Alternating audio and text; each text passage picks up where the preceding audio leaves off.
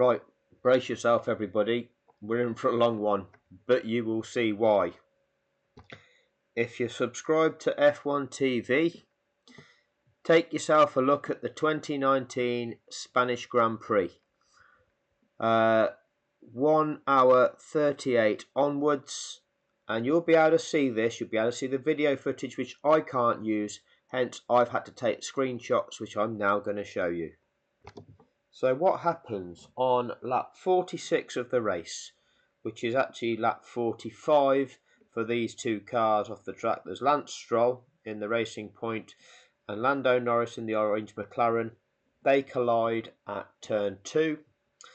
Lando Norris tries to get back on track, but in doing so he drags a load of gravel over the track at turn 3 and goes all the way to the other side of the track, still leaving gravel on track, but then realises he's got to retire his car.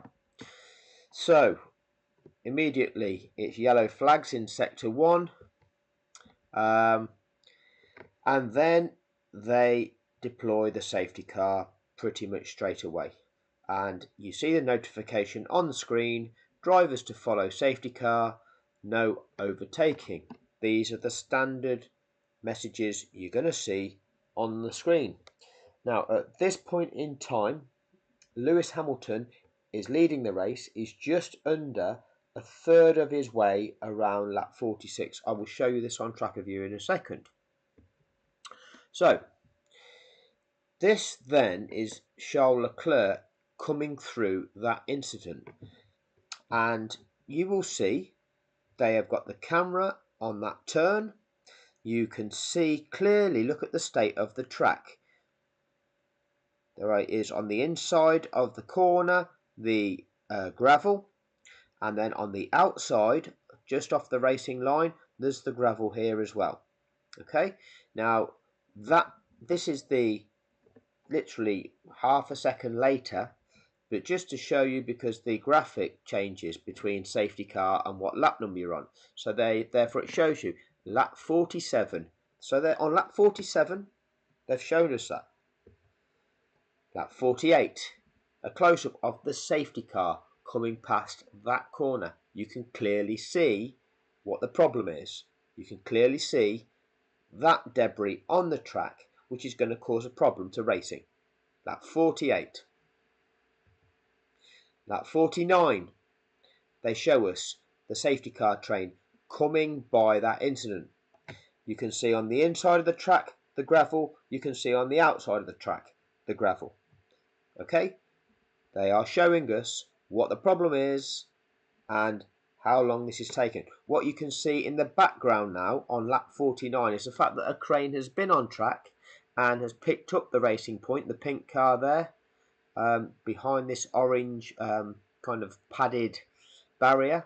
You can see, just I'm trying to wave my cursor, hopefully you can see where I'm at. That's where the crane is, having taken the car off track. That's what the marshals are dealing with. They're dealing with getting that vehicle off the track, and once that's done, and then the safety car has collected all the cars, leaving a window of opportunity to work on the track, then marshals will then start working on clearing the track. Standard. It then cuts to FIA race control, and our friend Michael Massey. Here he is, look, here's Michael. You know, this guy that's under pressure because he's just in this office on his own, having all these team principals on the radio to him, putting him under so much pressure. Or is this a air-conditioned office with at least 10 people in there? I'll show you the next slide, because what they do, if you look at this, we've got 1, 2, 3, 4, 5 on the back row. There's another seat there that's not occupied at the moment, but there's 5 men on the back row. 1, 2, this is the arm of somebody that's behind this little banner here. 3, this guy 4, and another head 5. There are at least 10 people in this room. FIA race control. FIA race control, at least 10 people. And they try and claim it's just poor old Michael Massey just panicked because he was under pressure from Christian Horner or Jonathan Wheatley on the radio telling him that they just had to get them 5 cars out of the way, then they'd have a race on their hands. That's what race control looks like. It's not how they make it out to be. It's not just Michael Massey and all this stress from all these teams that are trying to get in touch with him. There's lots of people there that can deal with that. They'll claim they've all got different roles. You manage that. There's enough people there to manage that situation. Then what do we see? F1 TV. These pictures are courtesy of F1 TV and they are shown to the world live. Lap 49, we see the marshals clearing that gravel away from the inside of the track, making that track safe to go racing again. Lap 50, we cut to it again. The marshals clearing the gravel on the outside of the track. They're on the way off the track at the moment, because if you look right at the top of the screen, you will see coming into view one of the cars. Okay, so the next one, which is also lap 50, you will see the safety car over here behind this graphic, and then you've got Lewis Hamilton. So these guys are quickly departing the track so that they're not on the track as this safety car train goes by. And here goes by the safety car train. The guys are stood by the track, still waiting to clear that remaining gravel off the track. So that's lap 50. This is still lap 50, it's the same lap, but it shows you right at the top there, lap 50. Bearing in mind, the crash took place on lap 46. It's taken until lap 50 to clear it. The car did not catch fire. They didn't have to use fire extinguishers and then clear up the powder created by that fire extinguisher. So, further around lap 50, them marshals must at that point have said, yes, we've fully swept this gravel off the track. The clerk of the course would have inspected it. He's then passed the message back to race control to say the track is now safe. So, race control give the message, lapped cars may now overtake. And there are the list of cars that can overtake. 8 cars in that list with the numbers given. 8 cars. There are 8 cars in that race that had been lapped. No confusion. Not just 5 of 8. All 8 of 8. Okay? Any meaning all. And then, let's just go back to that one. Lap 50. Lapped cars may overtake. Which means if they all get passed on lap 50, lap 51 can be that mandatory safety car lap. Lap 52, they can go racing again. That's what the rules state. But what happens? Lap 52, they're on lap 52, and that's when the message comes that the safety car is coming in at the end of lap 52. What's going on there then? Safety car in this lap. Race control, safety car in this lap. Hazard is now clear. Racing to resume at the end of the lap. I'm looking at these banners across the top of the screen. These are what we see. We never once saw the banner, lapped cars will not be allowed to overtake, because that is not an authentic banner. It never has been. So I am going to play you through the audio and data view and tracker view, because that shouldn't be blocked on copyright. But just to set the scene, just so that you're in the picture about what's going on, lap 46, the lap of the incident and the lap on which the safety car is deployed. This is the data view screen. Now, I will just effectively flick to the next slide, which zooms it. If you look at data view, you can look at this column here. You can see Bottas has gone in the pits, and you go down here, and this column here is the distance behind the race leader. The next column is the margin in between each competitor. So, for example, Bottas is 8 seconds back from Hamilton. Leclerc is 23 seconds behind Bottas. Verstappen, 1.7 seconds behind Leclerc, and so on. We come down to 11th, Sainz, plus 1 lap. So this is 2019. This is data view in 2019. And it tells us Carlos Sainz plus 1 lap, which means Lewis Hamilton has lapped Carlos Sainz. Alex Albon in 10th, Lewis Hamilton has not lapped him yet. So although Sainz is trying to catch Albon, Sainz is only 13 seconds behind Albon, and actually Daniel Ricciardo is only a second and a half behind Sainz. So both of them are actually trying to catch Albon. They're a lap down because the leader has come round and passed them, but he hasn't got past Albon yet. But they're still in a race for 10th position, a point scoring position. And just so that you can actually see where this is going, this is what happens at the end of the race. And I'm going to zoom this as well. You'll see if on data view down this part of the screen that I'm trying to run my cursor down, where this second set of pit stops occur, that's where pretty much everyone's pitted due to the safety car. So they've all dived in the pits for that cheap pit stop.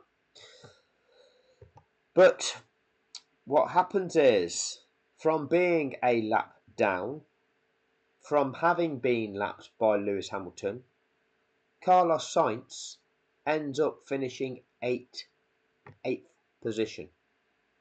Alex Albon remains 11th. Well, he doesn't remain 11th, he gets relegated to 11th. He started off in 10th. So this is the end of the race, and you will hear what Martin Brundle says should be done with lapped cars. From being lapped, Carlos Sainz ends in a point scoring position, finishes 8th. He matters just in the same way that every single competitor in this race matters.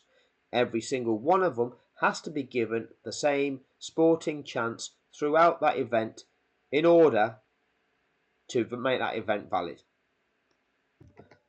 So this is tracker view, just at the point in time where the incident occurs. You'll see just past turn 1 is the orange dot of Norris.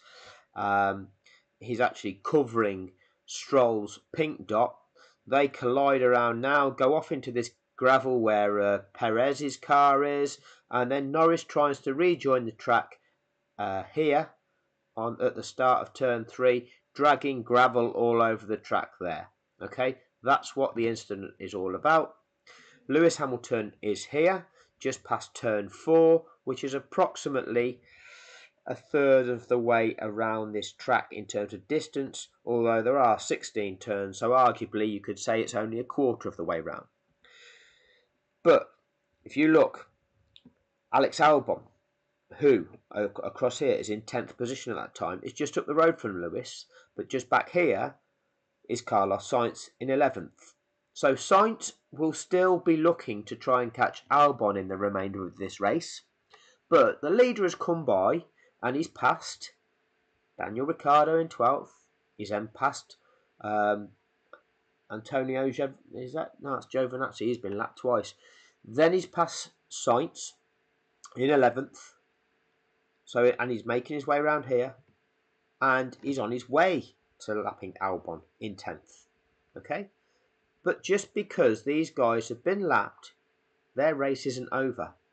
They are still in a race for a point scoring position. They're still trying to track down Alex Albon for that 10th slot. So just to play you through some commentary so you can hear what's going on, it's Crofty and Brundle, the familiar faces. And making his way down past our commentary box. Lando Norris has gone off. Lance Stroll has gone off with him in the racing points. And I wonder if this means a safety car. Norris has managed to get back out on the track. There's a lot of gravel as he goes right across the track there. Bottas is ahead of Leclerc, just to let you know, after that pit stop. A virtual safety car or a full safety car will give... Just pausing it for copyright issues. Give a cheap pit stop now to anybody. Safety cars coming out, Martin. So that plays into Hamilton's hands then, doesn't it? Okay, so safety car is deployed. This, as I say, is lap 46. The incident occurred with Hamilton having completed around about a quarter to a third of lap 46. The safety car is deployed with around about a quarter to a third of the lap remaining. So I've now switched to data view because this is important. You'll see in the top corner it says lap 46 of 66. I'm going to play it through. You'll hear the commentary. I want you to look at what is going on with these numbers. Look at what is going on with the numbers. No, I can't. Sorry, guys.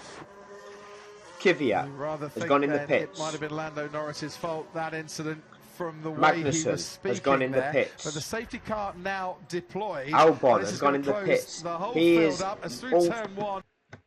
Pause it there. Albon is the second Toro Rosso.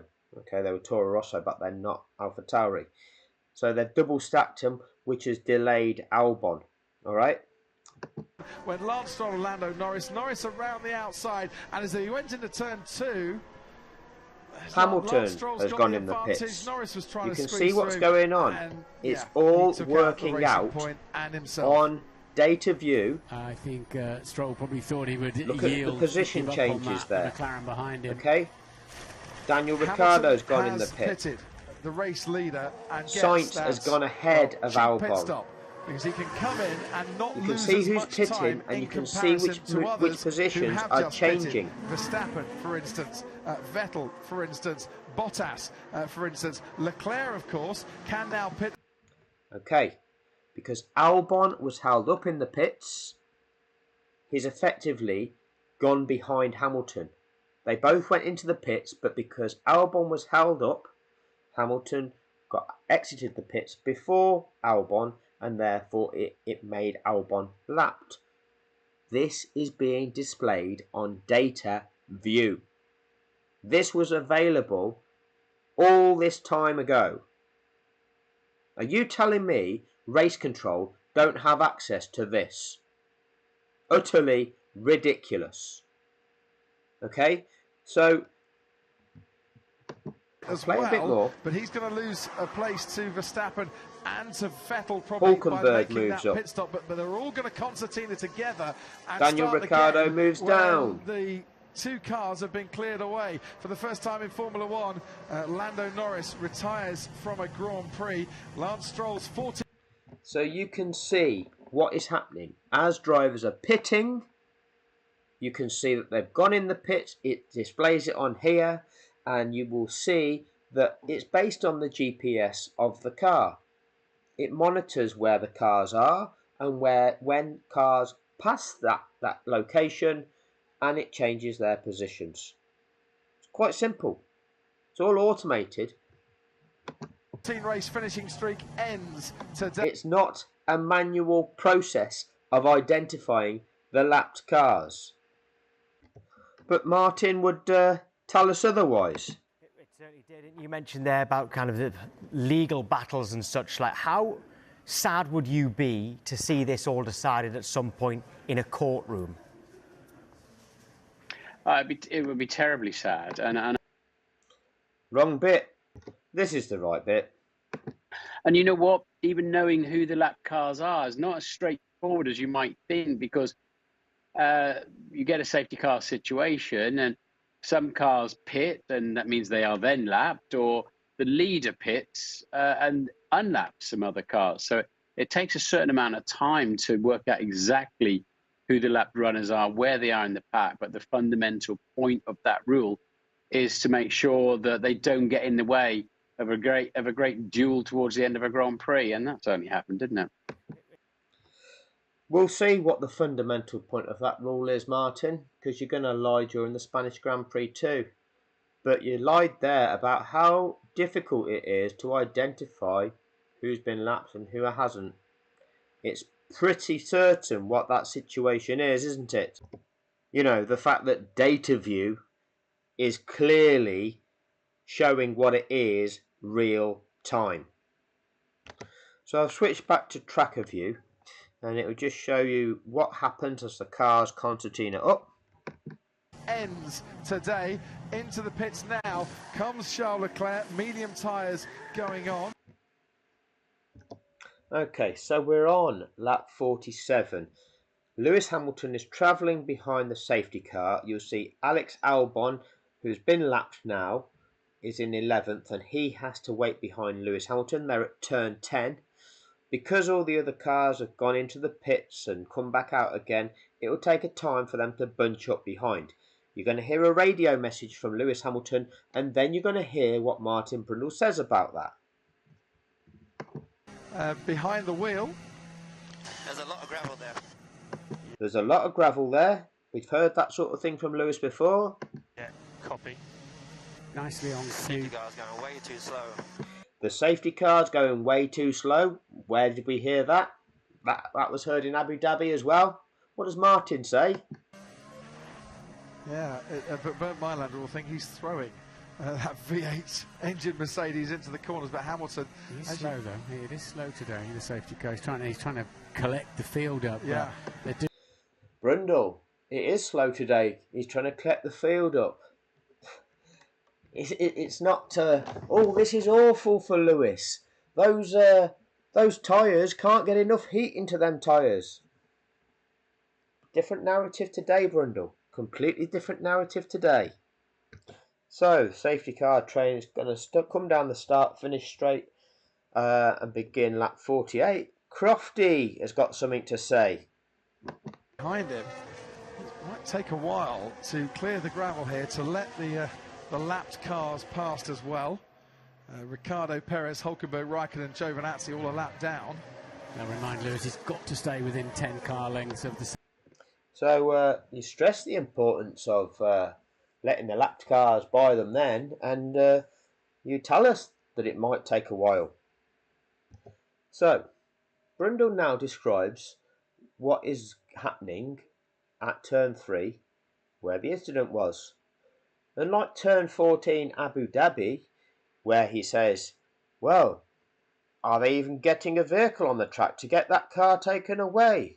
Is there any more debris on the track? How long will they wait? You know, because he doesn't know, because he can't tell us that. It's all speculation. Is this going to happen? Is that going to happen? What does he say about turn 3? They can get through, as you can see. They've got their own goat track going through there now, but that gravel to our left on the inside of turn 3 is not ideally placed at all. No, that caused when Lando Norris tried to get back onto the track and limp around. So, did you hear anything like this in Abu Dhabi? So who does this bring into play for various reasons? The mix-up at Toro Rosso has kept Fiat in the points, but Albon now out of it. Sainz is up into 10th. Hulkenberg, who started from the pit lane, now at 12th. Another chance. Thinking about...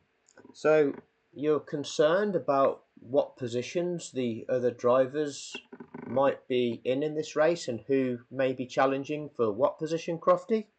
Is that what you're doing? Didn't hear any of that in Abu Dhabi. And Crofty carries on. Yeah, Hulkenberg's on the soft tyre. He might be a bit racy at the end of this as well. Ricardo behind him will be hoping to get into the points. Oh, not necessarily. There's Sebastian there. So he's talking about Daniel Ricciardo in 13th. We'll be hoping to get into the points. Rather bizarre, isn't it? Because there was no regard whatsoever for Lando Norris in 7th and his ability to challenge for 6th. There was no regard whatsoever for Daniel Ricciardo in 12th and his ability to challenge for a top 10 in Abu Dhabi. Nothing of the sort. Them guys were cheated. They were artificially held back from being able to challenge for valid positions in that race. No mention of it.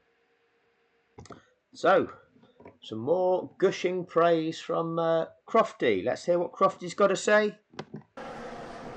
Michael Massey, the FIA race director until the summer break at the very least, and doing a fine job so far this season, and taking over, of course, in tragic circumstances after the death of Charlie Whiting prior to the Australian Grand Prix. And Lance Stroll, not been a good weekend for him at all. So they'll be coming down the start-finish straight soon to start lap 50. And listen to what Brundle and Crofty are saying. Of the queue, Bottas has got to be at least 6 down. Vettel and Leclerc. So at least 6 down. You mean actually there's 4 lapped cars in between Hamilton and Bottas, in between 1st and 2nd. Okay. 8 or 9 cars down in the queue, maybe 10 cars down in the... So what you're saying is Verstappen is behind Bottas, but then there's another lapped car here, Russell, in between Vettel and Verstappen. So you're talking about these lap runners that are down here, because you're saying he's 8 or 9 down in the queue. Strange that you're identifying all of these lapped cars in the running order and how they're impacting all of the competitors in the race. Well, I mean, they're going to have to release the lapped runners and riders out of this queue before we can get going again. The thing is, when we have the restart, so just think about rear brake temperatures. Front calipers are getting quite warm. The rear brakes are stone cold. He's been stamping on those brakes behind the safety car. But when we get going again, Hamilton, Bottas, Verstappen and Leclerc all are going to be on tyres, Martin, very similar in age. Sebastian Vettel, 6 laps older than those around him. So we're talking about Norris walks back. We're talking about the top 5 now, and you're concerned about what might happen within those 5 competitors. I thought you were telling us it's all about the duel, Martin. I thought Formula 1 was all about a duel. That's what you were telling us in that little video I played of you. So, lap 50, the lapped cars are just about to be released. So here we go. Faults. Now the lapped cars may overtake. And there are 1, 2, 3. Yes, okay. Straight there with it, aren't you, Brundle? 8. Straight there with it. Okay? Simple. Simple. Let's just have a check on data view. Nico Hulkenberg. It's got it here. Okay. Albon, plus 1 lap. 1, 2, 3, 4, 5, 6, 7, 8 cars. Simple. You can identify them. Let's go back to here. Alex Albon, Nico Hulkenberg, Daniel Ricciardo, Sergio Perez, Kimi Raikkonen, Antonio Giovinazzi, George Russell, Robert Kubica can all now... So you're not just identifying the 4 lapped cars that were in between 1st and 2nd. You're actually listing all 8 of them. Okay. Overtake. Now, whether they are going to be allowed to catch up to the back, I'm not quite sure. Well, that's going to sort the restart order out nicely for us, isn't it? There you go then. Is that the purpose? That is going to sort the restart order out nicely, isn't it? I thought it was just so that they didn't interfere with the race between the leaders and deny us a duel.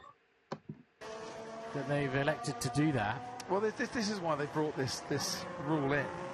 The lap cars can overtake just to get out of the way of those. So here comes the lies.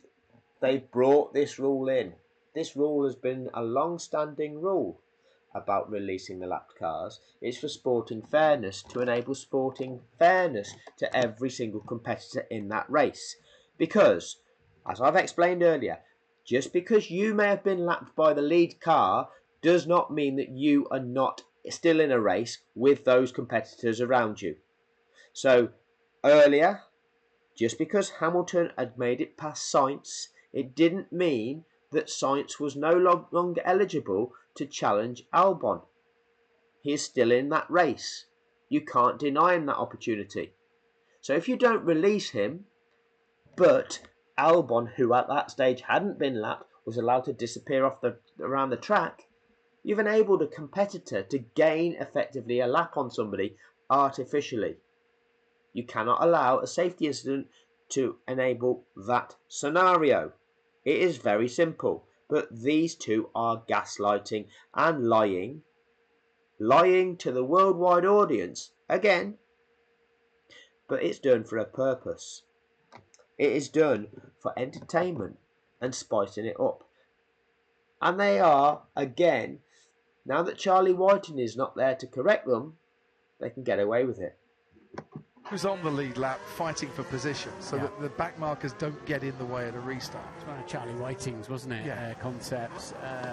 It's one of Charlie Whiting's concepts, but he's not there to explain what the real reason is, so you can get away with giving it your bullshit. Okay? And it's nothing to do with not getting in the way. They're all still racing. They're all still racing for position. And Michael Massey knows that, and this will categorically demonstrate it. It can get a bit frustrating on a very long lap sometimes. There they are, the 8 that were allowed through, and that's, it's going to give us a nice clean restart. It's not mandatory, it's not absolutely certain, depends on weather conditions and the stage of the race that you're at, but it seemed a sensible. Lies. Now, you keep telling us that the rules are 100 pages thick and they're backed up by the sporting code that's this thick as well, Martin. And you need to read every single one of them words because they're like a legal document. I remember you telling us that, Martin. We've read the safety car rules now. Since Abu Dhabi, many of us have read them. There's no mention of weather. There's no mention of at what stage during the race that an incident occurs would dictate a different version of the safety car rules. Nothing to do with that. They are what they are. That's what they are. Don't lie. You're lying to people. Decision right now, didn't it? Because that's energised this race beautifully. It's the concept absolutely. Oh, the concept of a safety car energising a race. Spot on. I'm with you. And you've said it many times over the years. It's a shame they can't just drop back rather than overtaking and going round again. But until they... You can't just drop these cars back. You'll leave them a lap behind.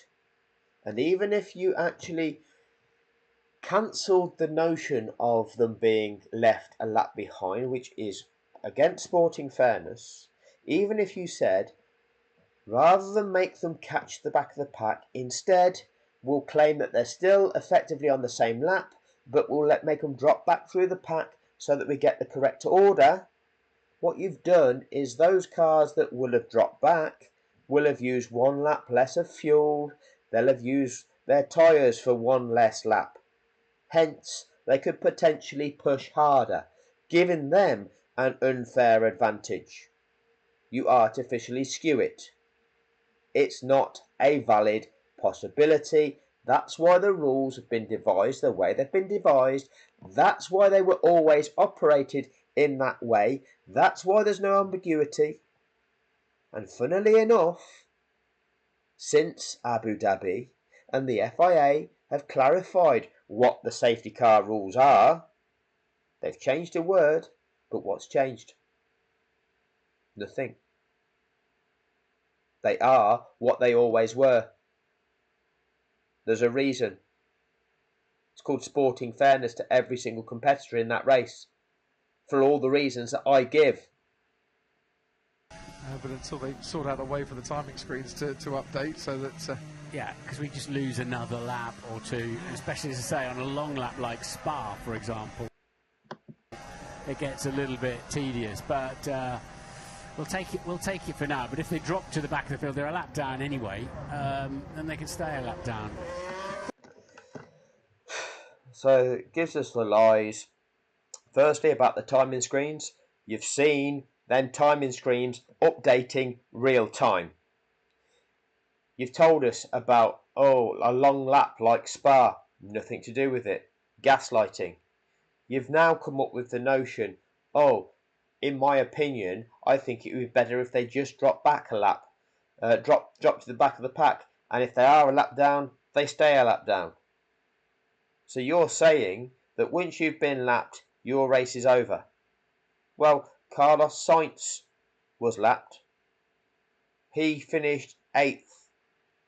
He was in 11th position at the time of the incident. He finished 8th. His race shouldn't be over. He's competing for points, for World Championship points. Stop coming out with lies and ridiculous opinions. They're opinions that are in no way valid. It is obscene. So let's be clear. We are now on lap 51. The lapped cars, Albon, Hulkenberg, Ricciardo, Perez, Russell, Raikkonen, Kubica and Giovinazzi, they've been released. So this is the mandatory safety car lap. So when Hamilton gets round to here, we can start racing again. So this is the end of lap 51. And what we would normally see if we're going to restart is them travelling really slowly and the leader then wanting to take off and start that race again. But the released lapped cars of Albon and the rest of them that are coming back here, and the final two are at turn 8. They haven't caught the back of the pack yet. So what does our race director do? Well, is it 15.3?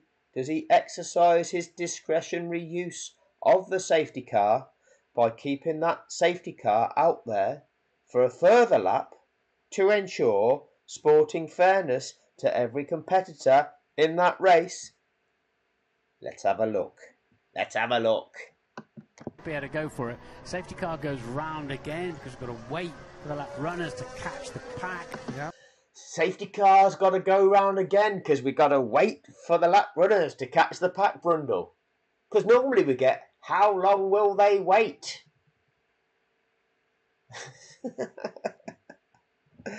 Dear me, it's like it's a different person.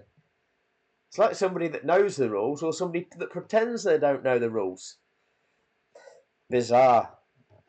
I think as long as you let them go by half a lap, you could get on with it. But anyway, got another lap now. But I think Verstappen will be the man under pressure from the Ferraris. But don't forget the two Ferraris as well, Martin, could also be under pressure from Pierre Gasly behind them. Oh, we're talking about 4th and 5th being under pressure from 6th as well. Oh, we're talking about all the competitors in the race and how their chances are being impacted. That's a new one. Gasly's on the soft compound tyre. The two Ferraris are on the mediums. Could Gasly... Oh, so somebody in 6th is on a soft compound tyre and they might be challenging the cars ahead. Might that have been happening in Abu Dhabi as well? We didn't hear any of that, did we? Didn't hear any of that. With those racier, grippier tyres, be putting a challenge into the Ferraris as well. This could be a mega restart when we finally get it going. Karun, down to you. Safety cars coming in at the end of this lap. Okay, then just a quick one. Martin. There we go. Safety car will be coming in at the end of this lap. 2 laps after the lap on which those lapped cars were released. That is the safety car rule. That is the purpose of the safety car rule. 1 lap is mandatory, but if they haven't caught the back of the pack, The race director has it within its discretion to ensure sporting fairness to all competitors. Now I just want to clarify the terms on which the lapped cars can be released, because we get comments from trolls, from fools who don't know what they're doing, from fools who know nothing about the sport but like to tell us what they do know or what they think they know in the comment section. Some of them people have made 600, 700 comments on my channel so far. I'm keeping a nice count. Thankfully, YouTube does that for me. They seem to think that you can release the lapped cars at any time you want. And I say no, you can't. If there's marshals on the track, you can't. It's called health and safety. But let's go through Alex Albon, who is that lapped car, the first of the lapped cars that gets released. Here's a little video I made just to show you. Here we go.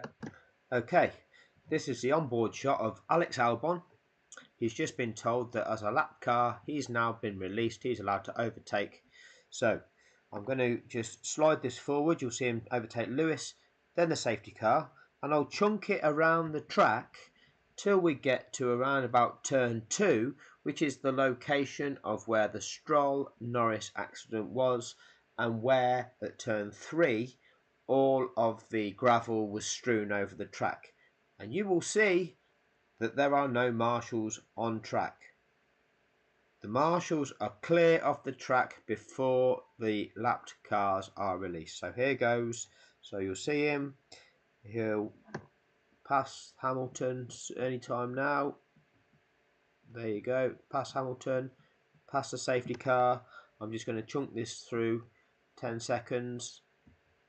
Start, finish straight. So this is the end of the start, finish straight. So I'm going to slide this through. Turn 1, turn 2, and this is where it is. I'm going to go frame by frame through here.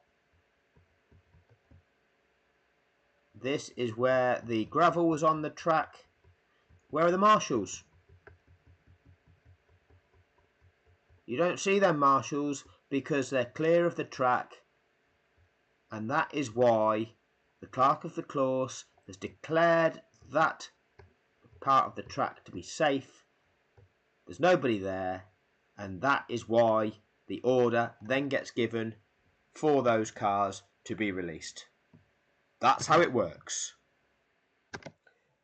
The ginger guy and his clan in this clip remind me of little trolls. It's quite an apt clip. Rich, Ron, the Richardsons were unexpectedly engaged, so we're going to look after you. Oh, it's all right. Landlord's going to change the barrel for me, thanks. You don't mind if I pour myself a pint, yeah? What is that? Yeah, what do you think, Puff? It's a fucking tool. No, it's not. It's a fucking rolling pin. Who are you, Fanny Craddock? What are you going to do with that? You going to bake me a cake? You going to sing me a song, watch me blow out me fucking candles? I come here for a fucking shootout, right? A proper shootout with some proper men. Like Colonel Custer and Geronimo. Have you ever heard of them? No. Because you were too busy in your pinny baking fucking fairy cakes, weren't you? Rich, this lot of fucking nonsense to a man. They're fucking nonsense. Get out your fucking way. Go on, get up. Go on, fuck off. Call yourself a fucking gangster. Shootout, right? It's a fucking shootout! Like a western. Wankers. Fucking embarrassing. Waste of our time. Fucking waste of our time. Oh, your brother's done a runner. Nah, he's just genuinely disappointed with you, that's all. Look at that. Full of iron, that is. It takes a while, that does, you know, to settle. So yeah, some of you in the comment section need to settle yourself down, really. But you'll be pleased to know that Lewis Hamilton won. There's a lot of similarities between Spain 2019 and Abu Dhabi 2021. There's also a lot of differences. Strange that.